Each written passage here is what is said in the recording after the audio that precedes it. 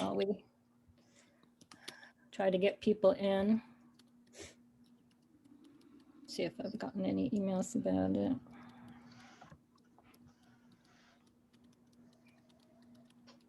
Why don't you call Laura and I'll send out this email.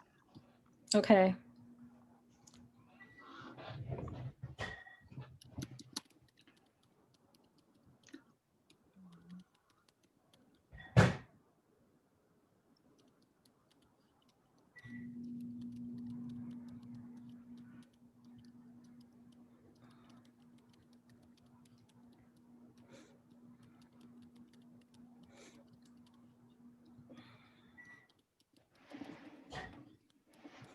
Oh.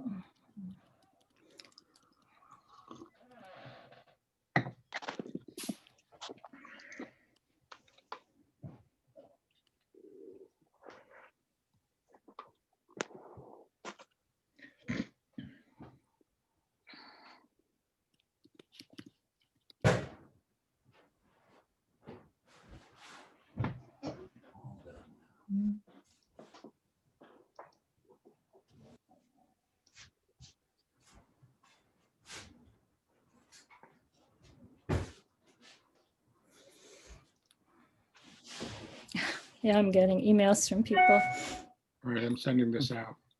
Yeah, people should know that. Got to make sure people understand that. Don't trust the email. Right. Yeah.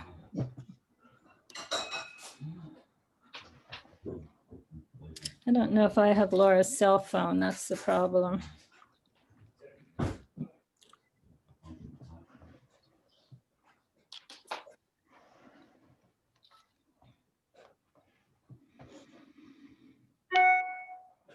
I hope they edit these meetings before they put them on the town website.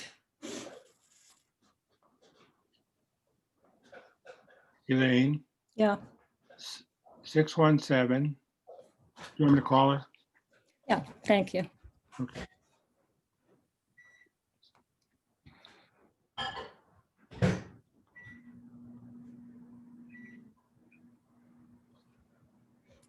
Oh, that's her work number. I found her home number. Her home or her cell? Oh, yeah, her cell, I think. I don't know. Here's Laura. She figured it out. Okay. Hi, there was a problem with the link and you have to go to the town website, but looks like you found it. Yeah. Okay, thanks. Bye.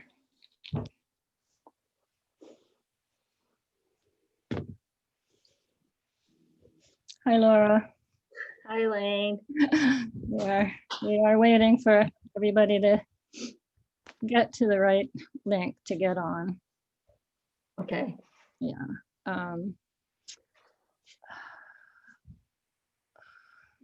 Gotcha.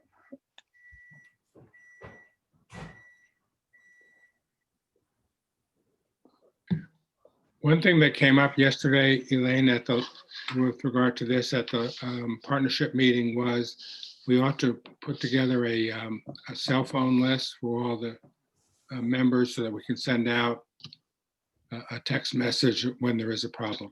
Mhm. Oh.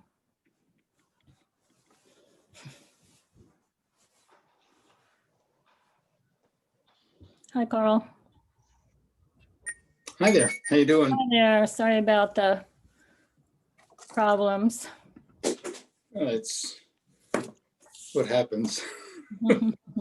I think we're going to, Kurt Felix from Wastewater is joining us too, which is great. So That looks like him right now. yeah, we are still waiting for people.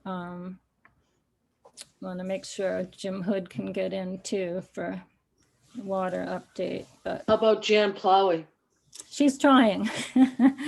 She sent a message, so.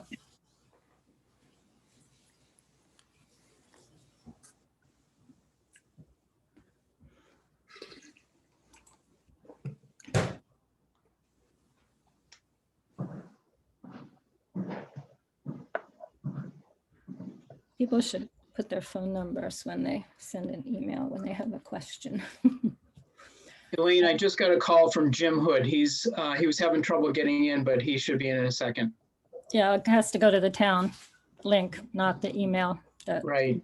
unfortunately. Okay. All righty. There we go. Let me just real quick see if I have Jan's phone number, because we'd like to have her here.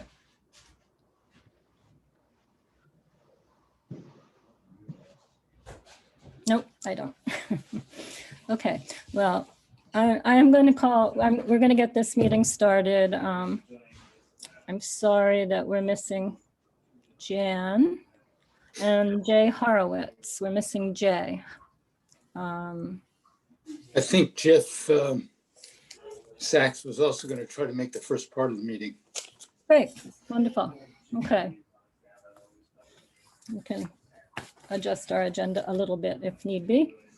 But while I keep an eye on looking for our last couple of people, I was telling Harry Turkanian, who we're happy to have here today, along with Olga Khan, that our last official meeting, our own meeting, was July 30th. And a lot has been happening since then. So I would like us each just to go around and introduce each other so we know each other. But I do want to welcome Olga Khan, who has been appointed as the member from the planning board. And Olga, I'll call on you just to do a quick introduction first, and then I'll call on people as I see them on the screen. Okay, I'm a liaison from the planning board, and I have experience in many committees in town, historical commission, housing authority. And I think most important is I've had an accessory affordable dwelling unit for more than 15 years. So I have a lot of experience and a lot of thoughts about it. And I'm presently working on an ADU bylaw for just accessory and maybe eliminating the AADU because it's part of the tax exemption program. I think I've said too much already. Thank you, Olga. We're happy to have you. I'm really pleased Harry Turkanian could join us today. I'll tell you, he is the chair of our new the Municipal Affordable Housing Trust. And so Harry, you I don't know what to add. I think I've been all over the place and visible enough so most people have seen the things I've stumbled into and out of. So yeah, well, we'll pass on the introduction. Gary. Yes, I am here. I've been involved with the task force since its inception. Sharon.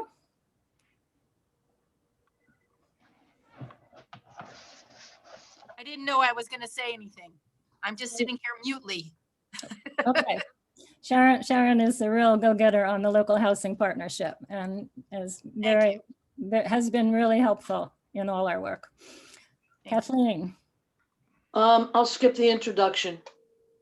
All right. Laura. Hi, everyone. I'm Laura Schufelt from Mass Housing Partnership, and I have been providing technical assistance to the task force since before there was a task force. Many years. Carl? Thank you. I'm Carl Sussman, and I'm representing the Seasonal Residents Association. Kurt. On mute. Kurt Felix, I'm on the Board of Water Commissioners as well as the chair of the Wastewater Committee, and delighted to help in any way that we can with this project. And Jim.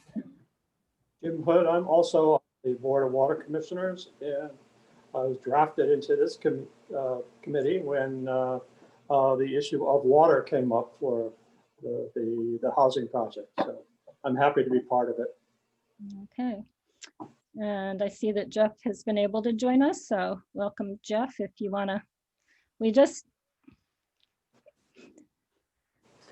introduced each other, and you may be someone who needed that more than any of us, but Unfortunately, I told Carl I have another commitment at 1:30, so I'm sorry that I'm getting on late. And I'm Jeff Sachs. I live on Old Long Pond Road. I'm really interested in what you guys are going to talk about tonight, and I'll probably catch up with Carl afterwards. I have one request, which is my neighbors are asking me about this project, and I'd love to have something with your stamp of approval that I can share with them. I've been hesitant to give them anything that I've seen from you guys because I don't know what's public and what's not. And I think it would be good to start the discussion on my road because we are right, these folks are direct abutters. I'm not, but my neighbors are. So I'll stick around for a few minutes and listen. Okay. And then I got to jump at 1:30. Sorry. Well, we'll get back to you at the end of our agenda. We did have a community engagement with that particular thing in mind. So we definitely are going to be addressing that and would love to have your help in doing that. So more to come on that. Great. Okay. As I said, I'm going to do a quick recap since our last meeting because our own last regular meeting was July 30th. And as we know, after that, there was a lot of outreach done in August and September for town meeting and the water system article. Jim did a huge amount of work on that. At the same time, he and Mike Travato were writing the Mass Works grant. On September 22nd, we took our RFP as it was at the time to the select board, and they approved it pending the wastewater language and the land disposition agreement and the ground lease. In October, Gary and I met briefly with our new town administrator, Maria Broadbent, to kind of catch her up on 95 Lawrence and also to request that a new member from the planning board come on. We did have a joint meeting with the wastewater committee on October 9th, and that was a really, really helpful, productive meeting. Do have to thank the water and the wastewater people and Hillary for really being very attentive and working on this very hard. Kurt, you took the concept that the wastewater committee had approved to the select board in October, and they approved that, correct? That's correct, yes. In November, Wellfleet was awarded a $2.5 million Mass Works grant, so to use for the water system expansion, which was great news. Also, the Housing Authority brought a request to the Community Preservation Committee for $500,000 to be put into the new Housing Trust Fund. That was approved, and that should be on the spring town meeting warrant. And then at the end of December, early January, we got the final wastewater report from On-Site Bowler and the language for RFP. So all the work we did over the past year and a half has kept things ticking when people have been helping move it all along. Jim, I was hoping you could do a really quick update on the water. Sure. As you noted, we were very fortunate to receive a grant of $2.5 million from Mass Works for the installation of a new water main that will help alleviate some of the flow issues that we have in the system, and this will be critical for the housing project. The contract with the Commonwealth has been signed. We've got it, and it's been returned to us. We have all of the information that we need now to move forward on it. We have also have signed the contract. Town signed the contract with environmental partners for the engineering services associated with that project, and the environmental partners is underway, is working on that project right now, and we anticipate that they will be issuing some initial requests for services such as survey work that is critical to the project, and hopefully that will be going out within the next couple of months. so that we can get that underway by the spring.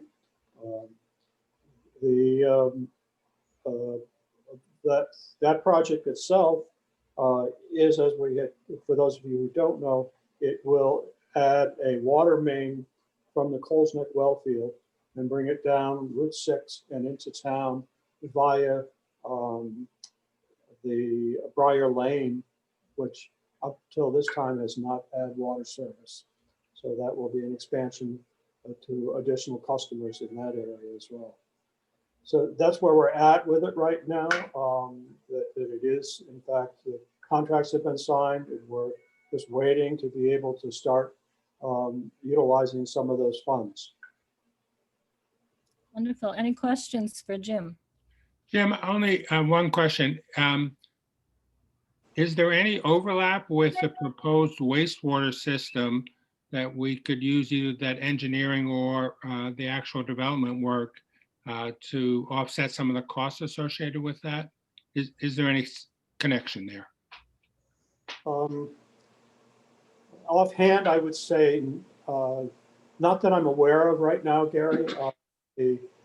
Essentially, the project that associated with Lawrence Road, that any of the infrastructure related to the laying of pipes within the project area, or any of the wastewater work that has to be done there, would not be eligible for any for use of the Mass Works grant.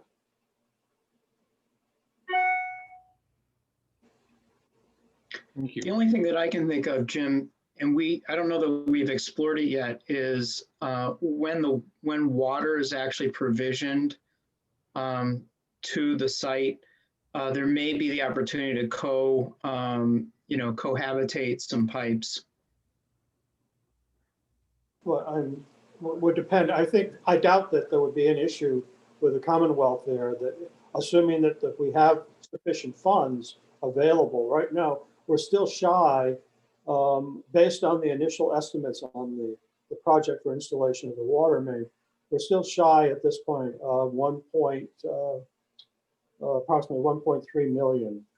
That because the original project was estimated at 3.8 million, and the grant was for 2.5. So we would, if in fact that it does come in at 3.8, and we don't have another source of funds identified, we would be then utilizing the borrowing authority that was approved by the town at the town meeting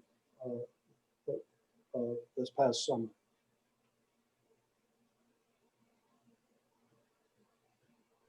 Okay. All right. Thank you, Jim. Okay. Next on is the wastewater update.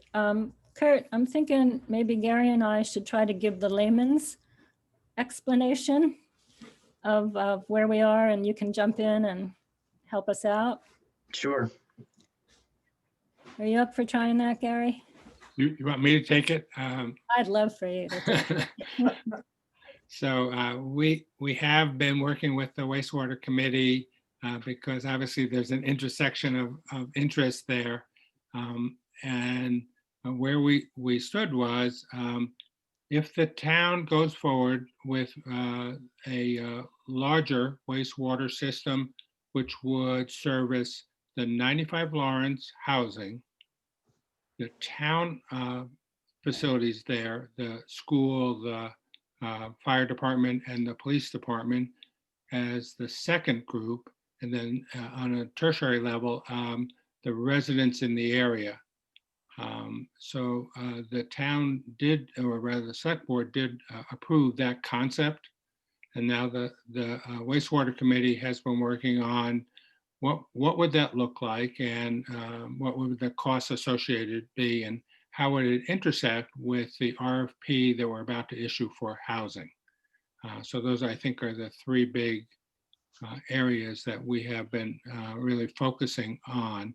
And the wastewater was charged with coming up with language that we could embed into the RFP, which would describe what we plan to do and what the responsibility would be of the developer. And I think that's really the pages that went out to you just recently was meant to be the insert into the RFP regarding wastewater.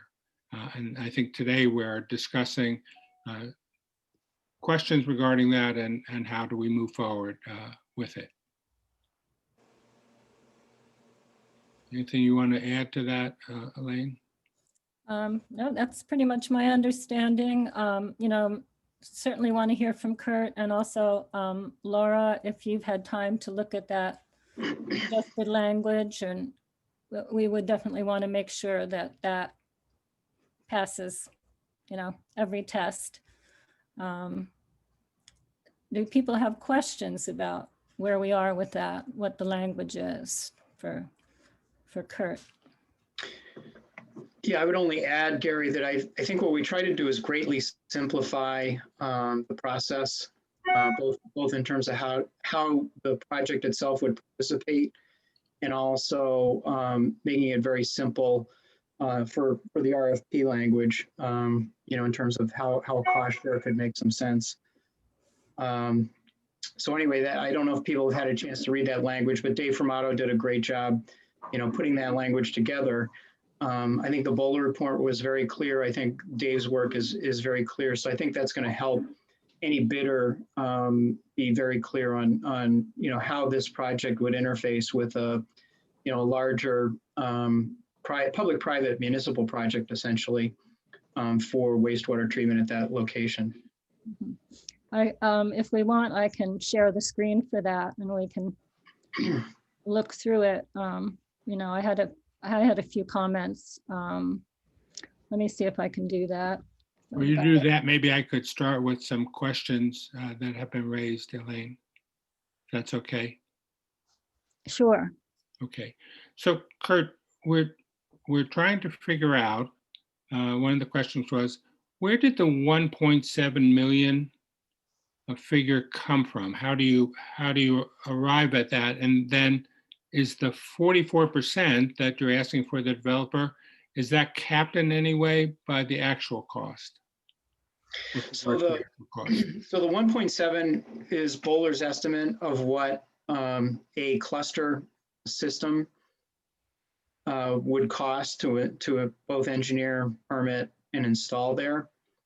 And that was just a way to be able to come up with a percentage that the housing project would contribute based on its significantly lower amount, is about 9,900 gallons per day contribution to effectively about a 25,000 gallons per day combined system.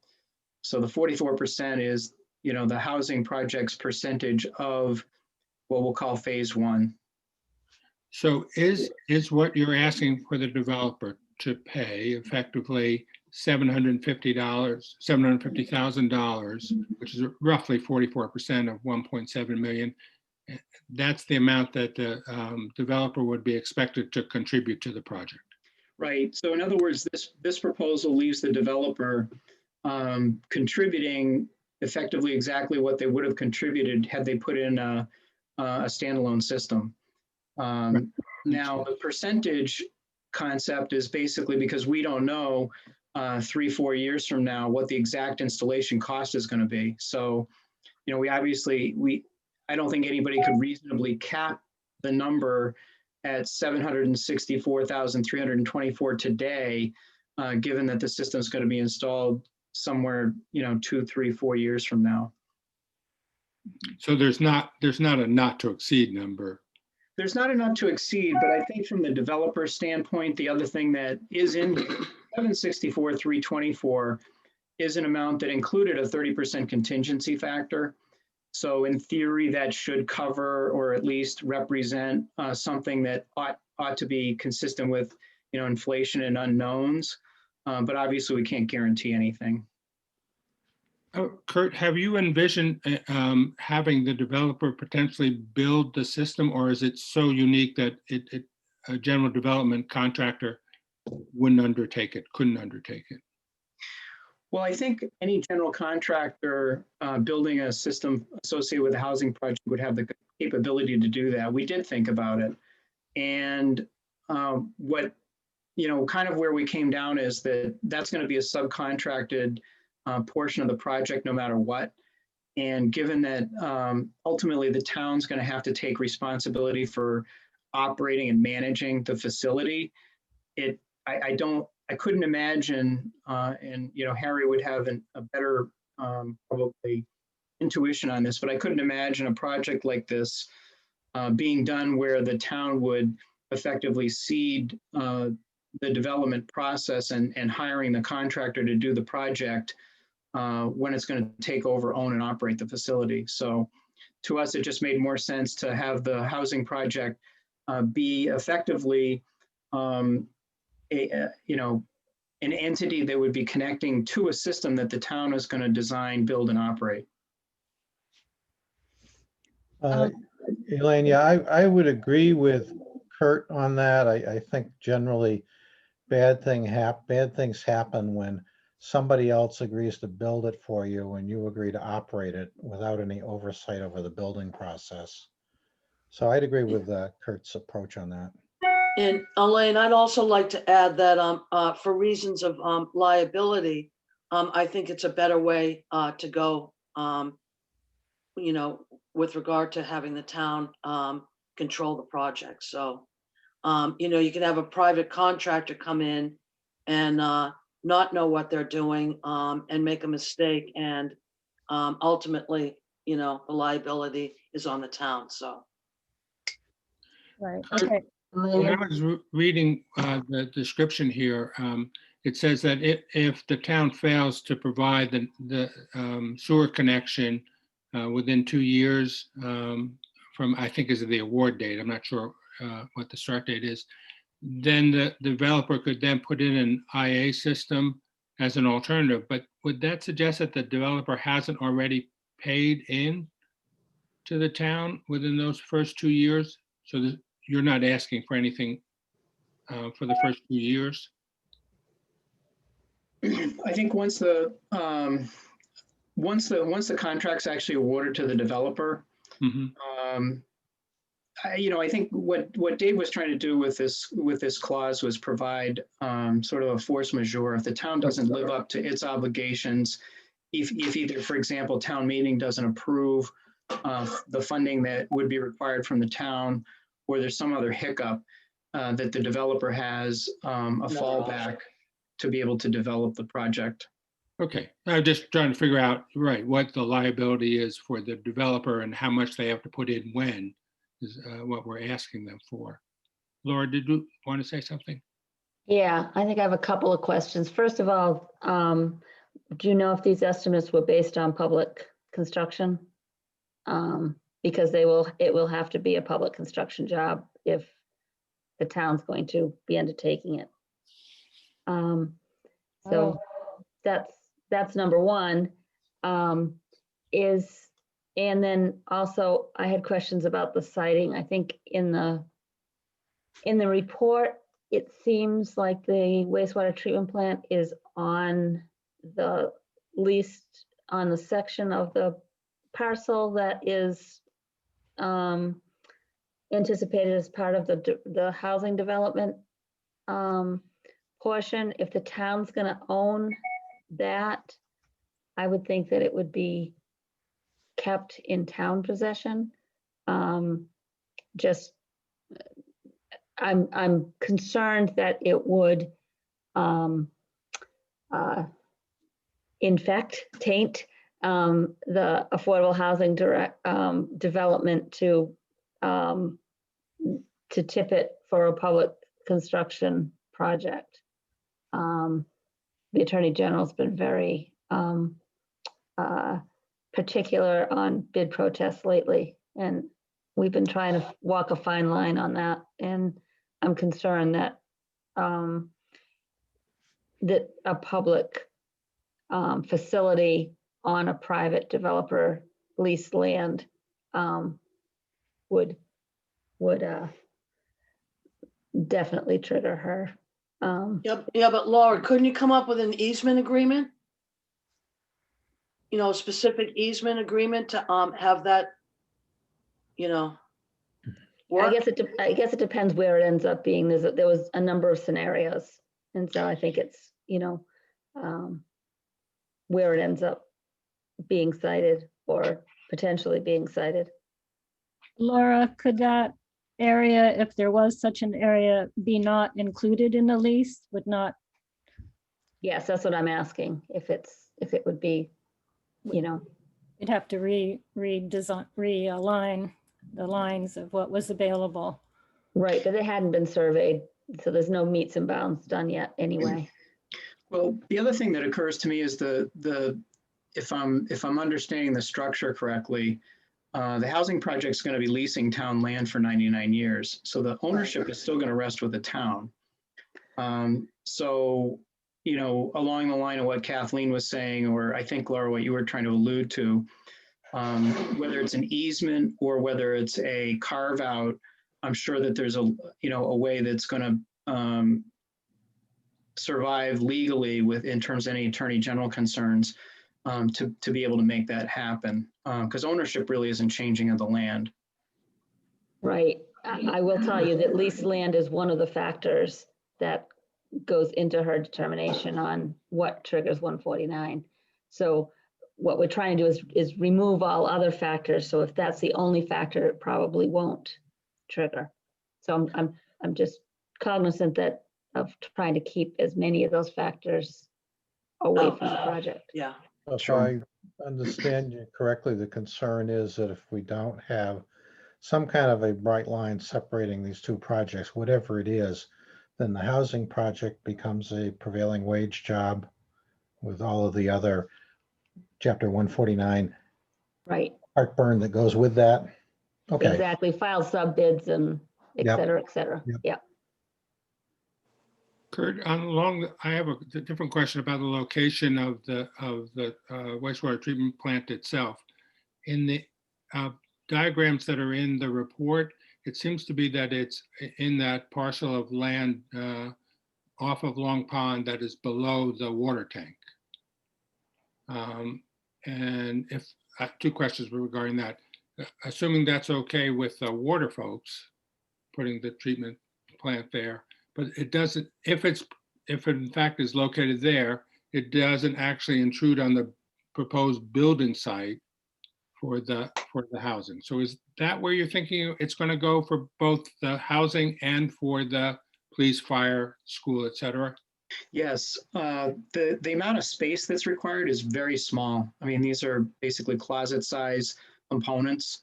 So that was more than enough space. And these preliminary designs, and again, they're preliminary, were to try to maximize the amount of area that the housing project has for the housing project and minimize to the greatest possible extent what would be required and what would potentially impact or interfere with the project itself. Try to keep noise, keep all the negative attributes that could come up as removed as possible from the project. What I'm hearing from Laura, who really knows all the ins and outs of a way to get development, get a developer and get it through all the hurdles, is it seems like we would have to be much clearer about all this within the RFP. I think it's in the designing, and that can't happen until you have a development design, until you have a site plan that's actually moving forward. I think it's something that we need to just be aware of and be aware of how we navigate it, including, once it gets designed, where exactly the system's going to be and the leaching field's going to be, and then carving that out of the leased land, I think is probably the cleanest way to do it. So then the housing development is just, they supplied money towards the system, and then they'll contribute towards the operations based on their flow, and then it's a cut and dried, user owner kind of relationship. Right. I think that makes the most sense. And the user owner being the town. Right. Owner, Right. owner being the town, user being the housing developer. Yeah, the way we were trying to conceive of this was exactly, like that, Laura, that, the town's building and operating a facility and the project is simply a customer. So Okay. going back to a point Laura was making before, if it ends up being in the location you were just talking about, that may be something that is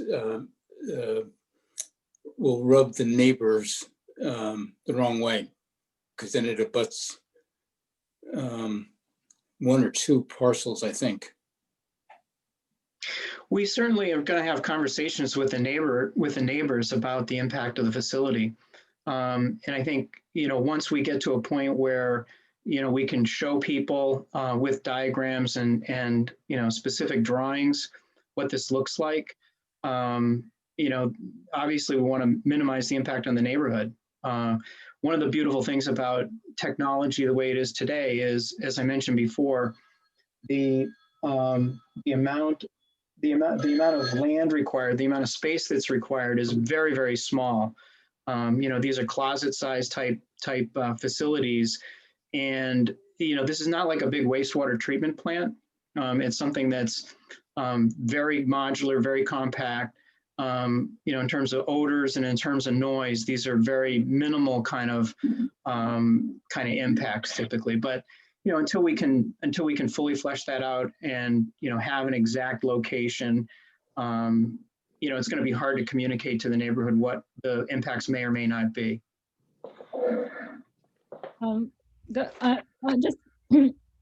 I kind of wanted to look at each section. I had a few questions, if anybody else does. Under the general project description, Laura, I'm wondering if the timeline will fly with the developer. Where's the part about 2 years? If the town was determined here about something.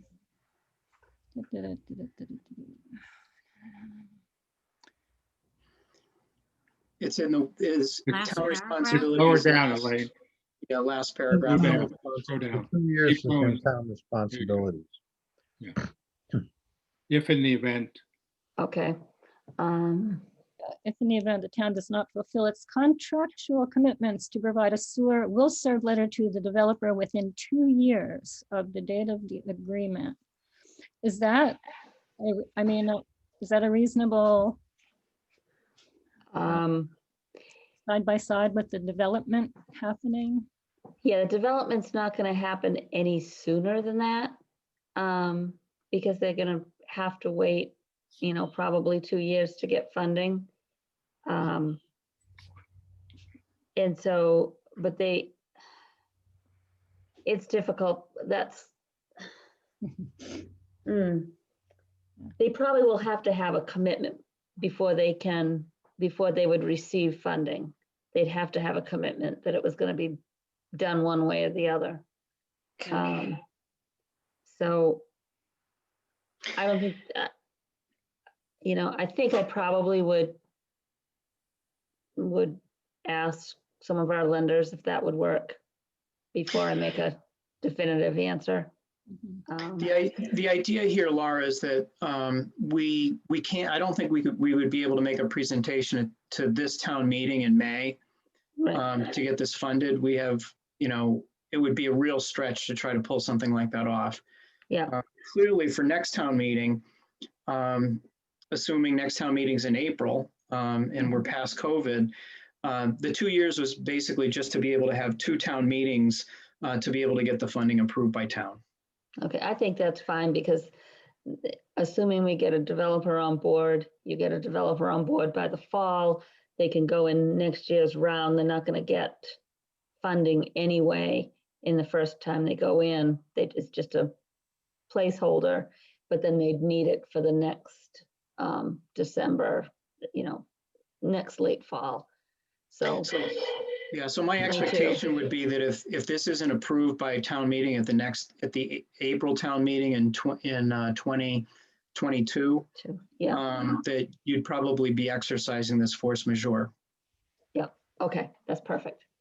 Kurt, I am remiss in not saying this up front, but you guys have done really wonderful work on this, and we all appreciate Absolutely. it. Thank you so much. And I think this has been a great effort, a great cooperative effort.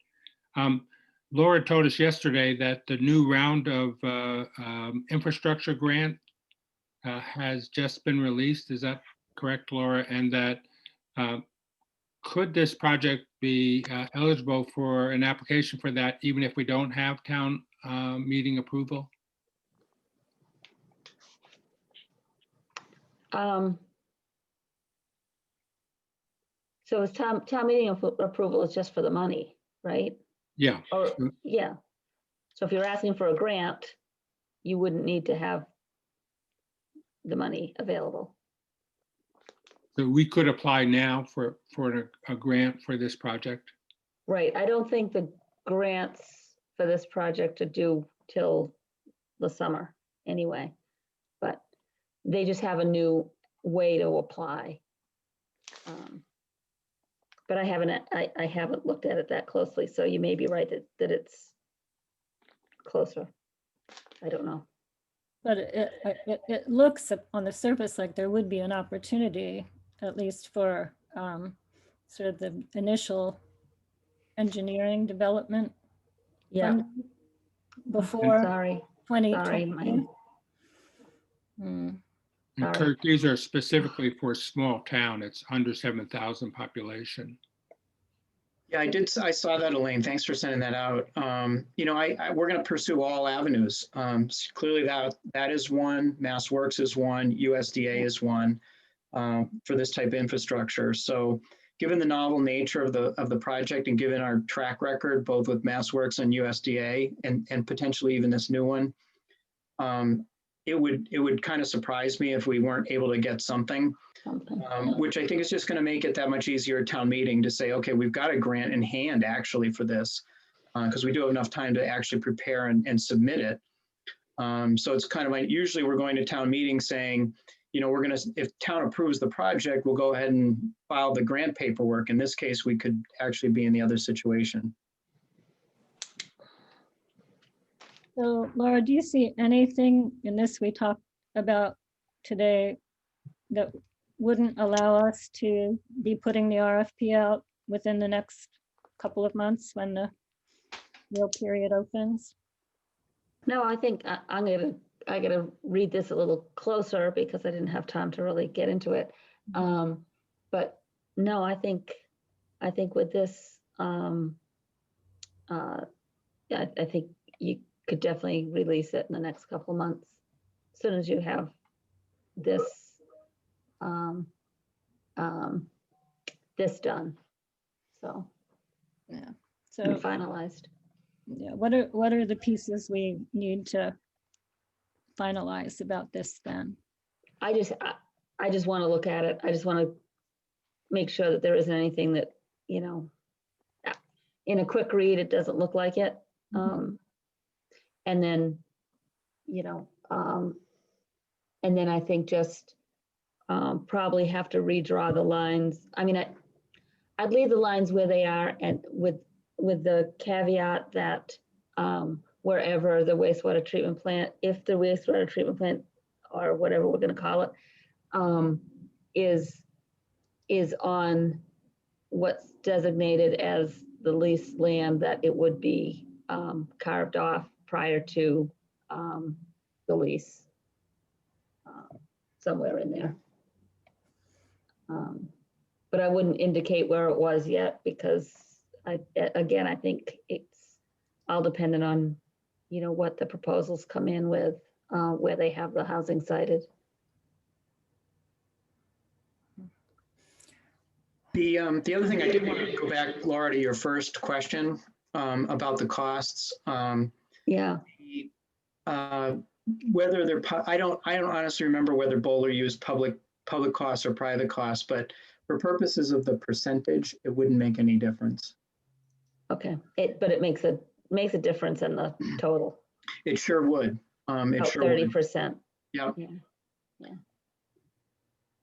Okay. Okay, well, it looks like, wonder what a time frame would be for us to have one more meeting before we plan to put this out.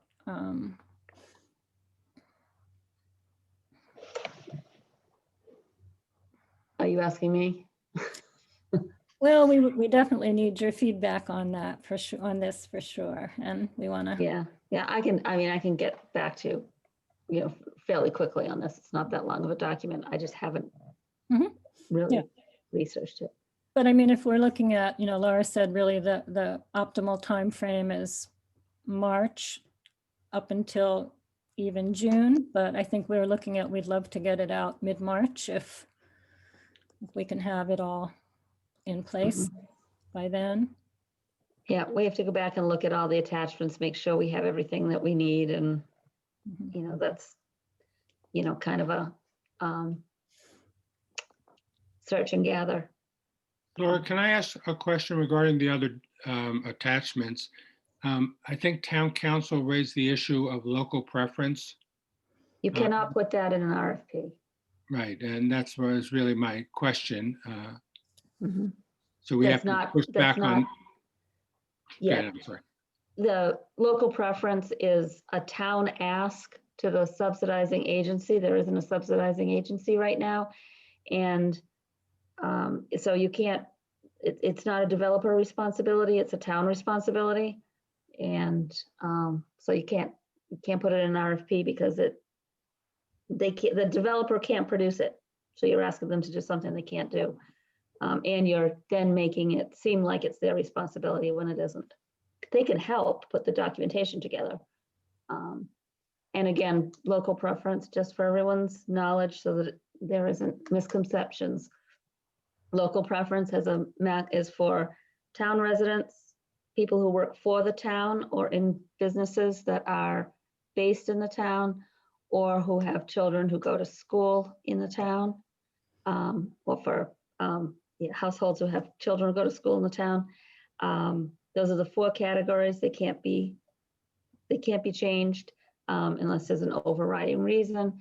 And the maximum is 70% of the affordable units, and it's only for the first time lease up. After that, it's there's no local preference. We Just want to be clear. that- And that- also, I should say that is the rule now. It sounds like President Biden's going to be reinstituting the affirmatively furthering fair housing rule, and that would probably eliminate local preference because it doesn't follow the fair housing rules. So is there a language, Laura, we should incorporate into the RFP, or should we just strike anything with regard to local preference? I would put you'd put nothing in it. It's nothing the developer can do. So Elaine, we'll have to get back to town council on it. Right, and we You did, know that. yeah, Frustrating. we did get the LDA and the ground lease back from town council, but then the question came up whether any of this wastewater language or issue affects anything in the LDA or the ground lease, Laura. Hillary did ask town council that and hasn't heard anything. Do you foresee that anything about the wastewater would affect what might have been in the? I don't know what it says in there, so I can't, usually the LDAs that they put in a RFP are just kind of templates. Right. And then you add the specifics. This would be a specific that you would add to it, to the LDA and to the, they wouldn't be leasing it, the wastewater facility. That would be a different contract with the town. Wouldn't be part of their lease of the land, wouldn't be in the ground lease. So it could be in the LDA, but again, that would be something that shouldn't be in the, at this point, I don't think it would be in the template. You'd work it out at the time. Yeah, Yeah. yeah. And I haven't reviewed that yet either. In terms of getting the RFP out, We do not currently have a certified procurement officer in town right now, and Laura has stated it's really best to have someone. Right. We're getting in touch with our new potential ATA may be that person. We're also, Gary and I were going to get in touch with Provincetown or Brewster to see if someone would at least be willing to be that figurehead, I guess, more or less, for releasing the RFP. Yeah, and I was gonna call the Inspector General's attorney of the day and ask if it's a requirement or a best practice to Okay. have them named. Okay. Elaine, I have a question. Has Maria not finished her certification? I don't believe so. Okay. Oh, shoot, Harry came back. I was just going to raise another point since he is certified. I was just going to say the same thing. I thought he went away strategically at that point. No, that means we elect him when you go away. I went away to look at my certificate. My understanding is that they're valid for 3 years. So it expired on October 1st, 2018. So I would have to take some courses and I think probably pass the exam again to become recertified as an MCPPO. Kurt, So has currently I'm not. Harry or Laura, has the town ever used another town's contracting officer? We have used the Barnstable County Procurement Department for a lot of countywide bids for things like fuel oil, electricity, office supplies. So the county does have a certified public MCPPO that has helped all of the towns on the Cape. So that's a possible resource. Yeah, didn't think of that. We'll find out if it's required or just a best practice. Because Yeah. Oh, I'd have to go back to school again. Yet again. what else you have to do, right?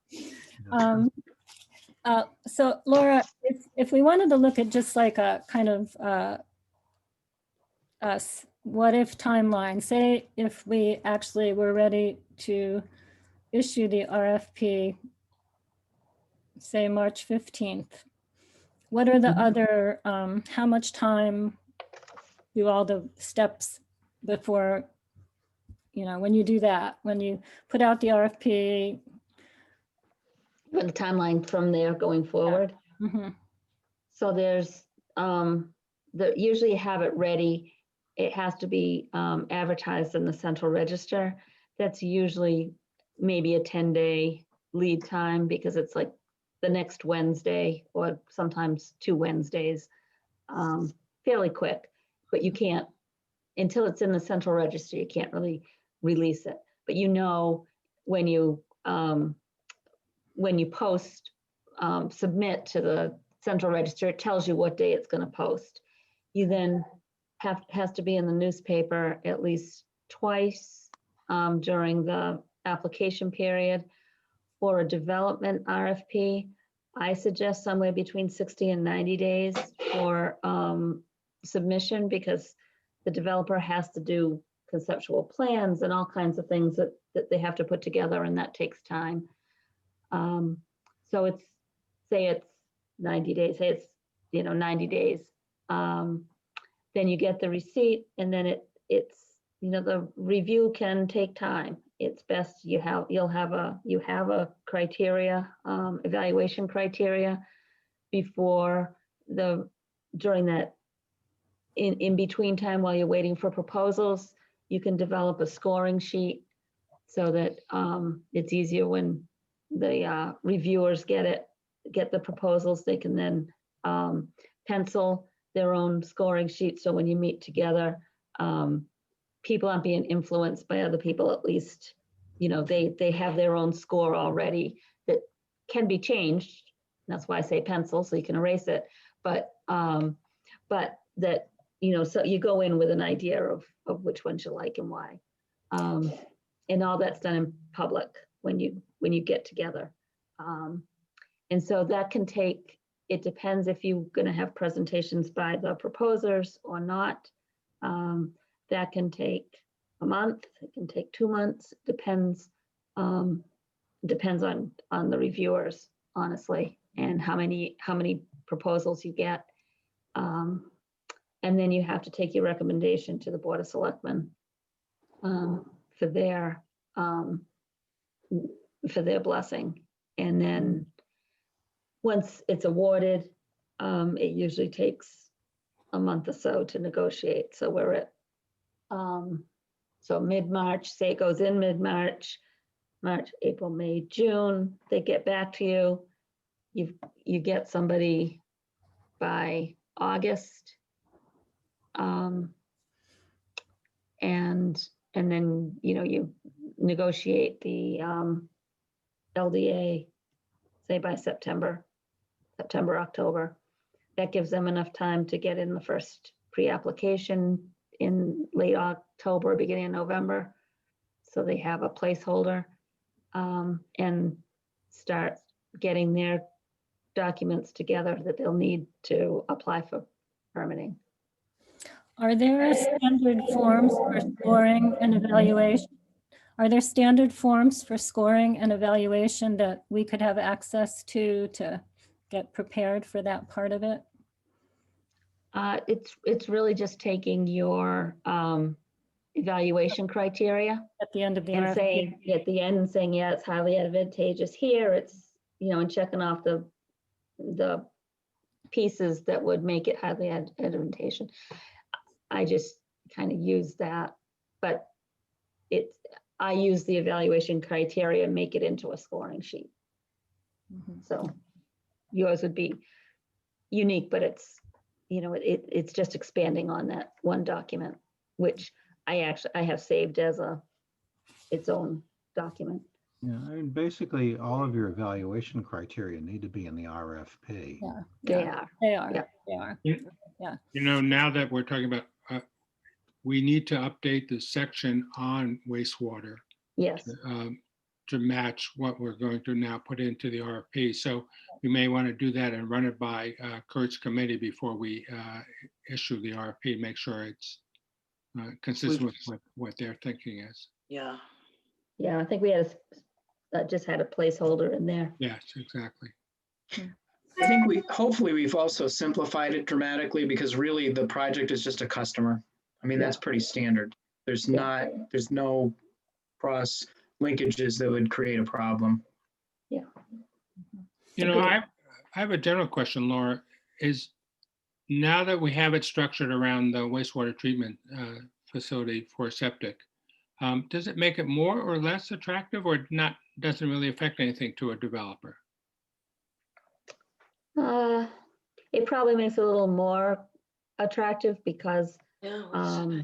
they're not, hopefully that, they have the town support, that they're not fighting that fight with presenting something like in the neighboring town that wasn't accepted by the Right. neighborhood or by the community and having to go back and reinvent the wheel. So I think, you have that experience that a developer wouldn't want to go through again or, The other thing, and I It wanted takes to, that whole issue off the table that they faced with Cloverleaf. Seems like that's what I was thinking. Yeah. yeah. The other thing, Laura, is that, we kind of soft pedaled it in the language here, but DEP's been looking at making Wellfleet Harbor a nitrogen sensitive area in which they're looking at allowing no new development that would add nitrogen without reductions. Yeah. So we've taken, I think, we tried to put a little language in there that hopefully we've taken that risk out of the project. Plus, Kurt, now in terms of attractiveness to the neighborhood, we're actually reducing the amount of nitrogen as opposed to simply mitigating the increase. Right, right. exactly. Right. Yeah, and I've had a project where when they got to get their groundwater, whatever it's called, protection permit. Groundwater discharge permit, yeah. Discharge permit, right. Then they told them they had to be net zero, and they were already weren't anticipating that. So yeah, developers know there's a risk unless it's being mitigated upfront. Okay. Great. Well, thank you so much for being here for this discussion, Kurt. It's really helpful. Yeah. Great. Definitely. It's, the town has really stepped forward, I think, with the big pieces of this that are so important, and that's to be commended. Well, we're glad to help. And I think, as we've discussed this initially, we were all very concerned about how this was going to turn out, but I think it's turning out terrific. Yeah. We do have, I did put community engagement on the agenda because I had heard from an abutter who said, I don't know what's going on there. It's been a year since we had our forum.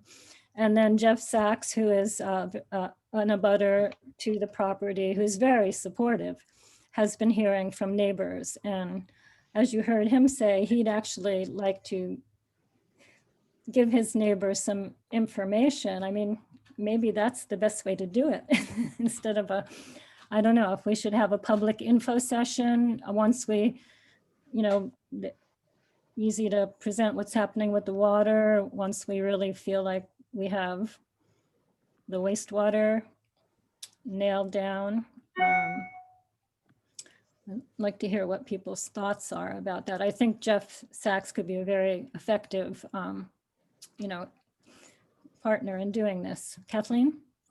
Yeah, Jeff was at our very first community forum at the senior center. And he spoke very well about, community needing this. So I think he'd be a good de facto person to head this up. But I would caution, because I think Jeff himself said at that meeting, people want to see what this is going to look like. They want to see plans. And Laura has, vehemently opposed, putting any kind of photo or rendering out there, for people to look at. And so we can simply, between the task force members, come up with some bullet points about the project.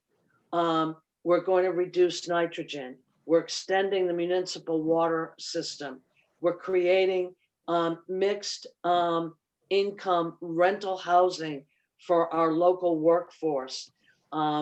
We're, hoping to develop a neighborhood, keeping all natural vegetation, whatever those bullet points are.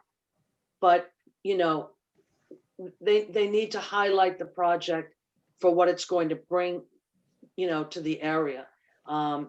Because I think that again, it's change. And I think this is what's hung Cloverleaf up. The fact that it's located right there off the highway and it's changing the bucolic look of Truro. We're changing that neighborhood. We're going to change that area. So I don't know if anybody can add to that. Well, if I might observe, the video of this meeting is a pretty comprehensive overview of at least where we are now and where we think we're going today. And, that seems to me to be something that we might want to encourage people to watch. Well, Elaine will tell you, where have these people been? We've been working on this for a while, and all of a sudden they're coming out and saying, we don't know anything about this. We haven't been informed, and we've been doing some outreach. Yeah. Kathleen, I will tell you that when you hold meetings in the winter, people say, well, I was away for the winter. That's why you did it. And when you hold them in the summer, they tell you, I'm too busy to come to your meeting. So the only days you can hold meetings are on the spring and fall equinoxes, as near as I can tell. And that's Sunday when everybody's at church, right? Of course. Yeah. I do think this meeting and the recording is very informative, but I think for the layperson, it may be like very hard to grasp the basics. I mean, if Jeff is willing to take a bulleted list that we feel comfortable with to his neighbors? Might that be a course we could take? I think that's a great idea. Laura, what do you think? Yeah, I think that works. I mean, I don't think, you've certainly been out there in the past. It's not like you're hiding what you're trying to do. So I think that's a first step if they want more information. There's only so much information you can give them, because until you have a developer selected, there's really not a lot you can tell them what's in the RFP, what's being, protected, why you're doing it, why all of the pieces are the way they are. And, always go back to people. It's not because we need X number of units, it's because people need housing. And it's putting roofs above their heads permanently, affordably, so they can stay in the community or move to the community. Yeah, that's the trouble. I do think, pointing people to the meetings. I mean, the one we had back in July, I thought was really an excellent meeting. The one with the wastewater committee was an excellent meeting. There's been a lot of information here too, so it wouldn't hurt to have the way people could link to those as part of that. Hillary put the Bowler report on the town website, so Yeah. it's now available there as a public document that we can point to, which actually brings me to a question for you, Laura, is the Bowler report uses the renderings that they did initially in terms of density. And if we incorporate that and it's on the website, does that present any problems in terms of imaging for the RFP? I would just, make sure that it's labeled, conceptual, conceptual site plan, and it just have to be clear that it's not prescribed to look like that, that it is a concept or a couple of concepts. I think they used one, a concept of how the housing could be, sited on the property. I don't know that we can change the report itself, but whether there should be some statement at the beginning or the end or about. Well, it's the same. I think it's the same with with wherever the wastewater facility is going to be. It's in 4 or 5 different places on the 3 places anyway. And it isn't decided, it can't be decided till, I would just put it out there, and if there's questions, answer them. Okay. What we can do is the draft, Dave is, he just did give us what, he thinks of as a final, but I'm sure there is ample language in there that it does say that this is, strictly for conceptual purposes. The only thing that I think is potentially missing is if somebody pulled the drawing itself. I don't think the drawing is stamped conceptual, but he might be able to do that. And I think with that addition, I don't think there's any way that somebody could misconstrue what's in the report. Just as a housekeeping, it has the wrong date on it. It shows 2020 as opposed to 2021. Okay. Okay. Great. I know we talked a little bit about the new bill that has these grants in it. I don't know, Laura, if you could update us on some of the stuff that's been happening, if there's other news or about housing choice, etc. So I'll give you the Reader's Digest version of Housing Choice. There's a lot in it. It's 101. The Economic Development Bill is 101 pages. So there are pieces that are housing related, specifically housing choice. The kind of the big ticket things or the big things of housing choice is that it reduces the approval requirement for housing-related zoning bylaws, reduces it from a 2/3 majority to a simple majority. And it does that for multifamily by right development, mixed-use development, accessory dwelling units that are in a principal dwelling or a detached structure on the same lot,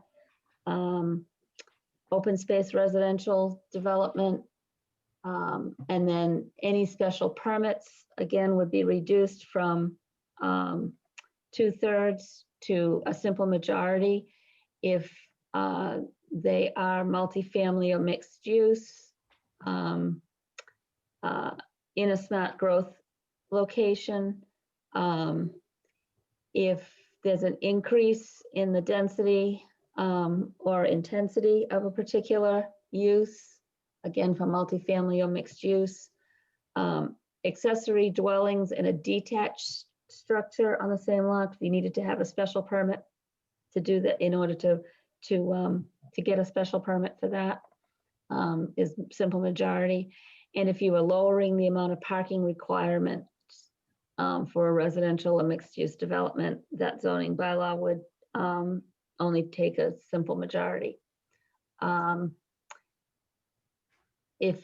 So again, with reducing the approval percentage, and this is it for bylaws, it's at town meeting. 40R smart growth districts, starter home zoning districts would now just be a majority. Some that don't really apply because they're transit-oriented developments, which you don't really have. Let's see, you don't have a town council. So there is some abutter appeal reform that would allow a judge to require a party appealing a decision to approve a special permit, a variance, or a site plan to post up to a $50,000 bond. In the court, in the languages of the law, it says the court shall consider the relative merits of the appeal and the relative financial means of both the plaintiff and the defendant. But this abutter appeal reform has been a long time coming. And this is kind of a first step, but it's a big first step. Funding wise, the state low income housing tax credit has been doubled from 20 million a year to 40 million. And it doesn't have a sunset date. There was a sunset date in the legislation and the governor vetoed it. So it's 40 million going forward. One that you may be interested in, they're codifying that regional development agreements can happen between contiguous municipalities for public infrastructure, municipal service costs, and local tax revenue associated with the development of a parcel or parcels that may impact both communities. The agreements have to be authorized by a majority vote of the legislative bodies, so it has to be a majority vote of town meeting with the approval of the selectmen. And they have to be approved by DOR if it's, if there's, obviously, most of these are cost-related things, so DOR would have to do that. Let's see, there is, one might be interesting for this development. There's $10 million for sustainable and climate resilient construction to better respond to climate change and reduce greenhouse gas emissions. That's one that MHP is going to be administering. We're also administering 50 million in transit oriented, but I haven't got them to agree that RTA counts. And then you don't have much neighborhood stabilization. Tenant appointment to housing authority boards. Oh, So tenant members are to be appointed, not elected, by the Board of Selectmen from a list of candidates submitted by local tenant organizations. If there's no tenant organization, residents can nominate themselves. And if there's a vacancy, it has to be filled within 90 days of when this goes into effect. And if there isn't a vacancy, then the first member whose term comes up has to be replaced by a tenant member. And that's kind of a quick overview.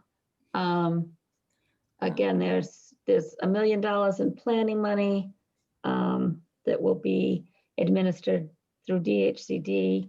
And it can be used for, affordable housing or infrastructure surrounding affordable housing. It's kind of a little amount of money, but I think they're going to mostly do staff time and some third-party consultants. So it goes a long way because it is just planning. So I think that gives you a quick overview. If you want more detail, CHAPA has some slides that detail this and more. Laura, I have another question. Muted, yes. Someone. Is this, none of this has to be like approved town by town, does it? This is an overarching, all these. Oh, yes. Yeah, you don't have to buy into this. Because I thought way back when they were first talking about it years ago, it was going to be a town could vote to do it, but this is now what it is. Right. Yep, this is what it is. And it's effective immediately. The governor took off the 60-day.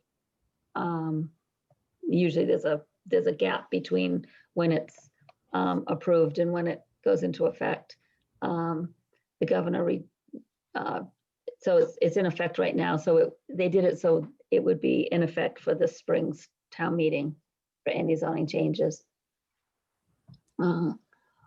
One thing that doesn't really affect you, but affects housing in general in the state is that there's now a requirement for any MBTA community to have to zone for multifamily within a half mile of their station. So. Great. Well, thank you so much. I wish we had a grant writer on our town staff right now. We should be thinking about that. Well, thank you so much, Laura. You're welcome. Not what we would do without you. I have future agenda items. I guess I'd like to go back to asking your consensus to maybe involve Jeff Sachs in developing an info sheet to bring to the next meeting to then potentially share with the butters, public, whoever. Sounds good. Okay. I would hope that the next meeting will more or less finalize the RFP. Do we need to bring it back to the select board at all? Yeah, Elaine, the last meeting we had with the select board, with Mike Travato, he asked that they approve the body of the RFP. But he did say in that meeting, it's in the minutes, that the last two attachments, which were the land lease and the wastewater component, would go back to the select board, just those two attachments. Yeah, I think it makes sense to. Yeah, I went back to the minutes. Okay. Any other pieces that you'd like to have on our next agenda? Right now? Elaine, do you have a date you want to propose? Yeah, that's what I was going to ask. What do we want to look at? 2 weeks, 3 weeks, a month to get all this together? Well, I suggest that we get the two last attachments into the select board into an early February meeting. And then by, once they approve those, we'll have our final RFP all, buttoned up, and we can you know, go from there. Is the select board meeting on the 9th or the 16th of February, Tuesday? I can't answer that question for you, Gary, and the schedule's not been posted, so I don't know. I do know there's a you know, a meeting Tuesday, the 26th right now of January, but I don't know February. Well, if we assume 2 weeks, it would be the 9th. So maybe we could have a meeting after the 9th. Right, but we just have to get that in plenty of time so Rebecca can get it into the agenda and Will you also be submitting the change to the RFP that relates to wastewater? We should, yes. Yeah, It's a pretty significant part of the document, and yeah, right. And that's, and so they would have to have all that by the 4th or the 5th of February, right? right. And we're at the 22nd. It's like 2 Pretty quick. weeks to get that. I think we should shoot for that, Yeah, but we would then meet after. We're talking about meeting after that to put the ribbon on it. I would say that'd be sometime the first week of March. Well, Yeah. I think a meeting in February. Let's see. Oh, I'm still looking at January. Laura, you're Everybody sort of going for school vacation. Laura, you're sort of the gating person. Is there a date that works for you? Sometime after the 9th and mid-February? Let's see.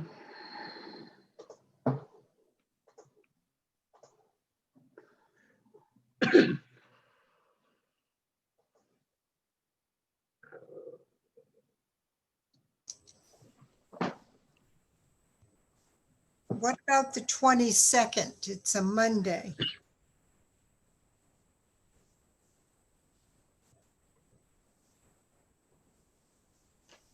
George Washington's birthday, Laura. You good for that? It Well, was my grandmother's birthday too, so. You know. because school Yeah. vacation week is the 15th through the 19th. I don't know who that affects, but you know, so Yeah, somewhere in the week of the 22nd, that would look good for you, Laura. Well, I guess what time are you looking at? Or is that what you're asking? On The that, on the Monday? the 22nd, I'm pretty full until 2 o'clock. Would be Well, hard to how fit about something another in. day that week? Is there one that's better, a day and time? Wednesday mornings are always good. I don't have anything till 11 o'clock.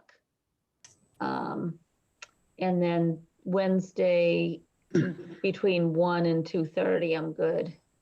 that would be good. Gary and I are busy with CPC on Wednesday at 9.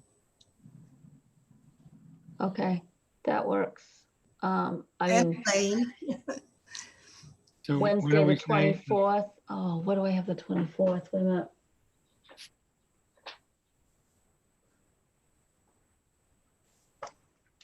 I have a presentation the 24th. I just think it's at night, so I think it's okay. We've had luck with Fridays in the past too, so. No, but Fridays are my heads down day, so I'm not supposed to take meetings. Okay, Admin No. day. so can, Thursday's good. Ours- Thursday afternoon's good, the 25th. We have a partnership meeting, but we can change it if need be. well, is 1 PM on Wednesday, the 24th? Do people know if that's a possibility for them right now? Or would Thursday be better? I think Wednesday works for me. Okay. And you said 1 PM, Laura? Yeah. Okay. Jim? Okay, well, let's go for that. Wednesday, February 24th at 1 PM.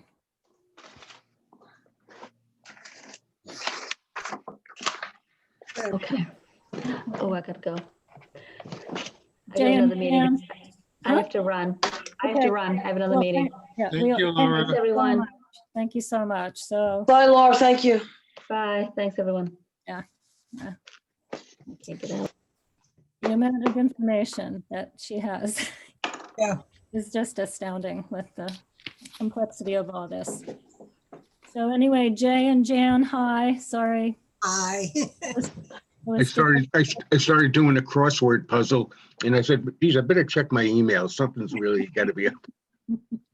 I think we all have to know that the best link to always try to get into a meeting is the one on the town website. Okay. There seems to be some kind of breakdown when it comes in the email.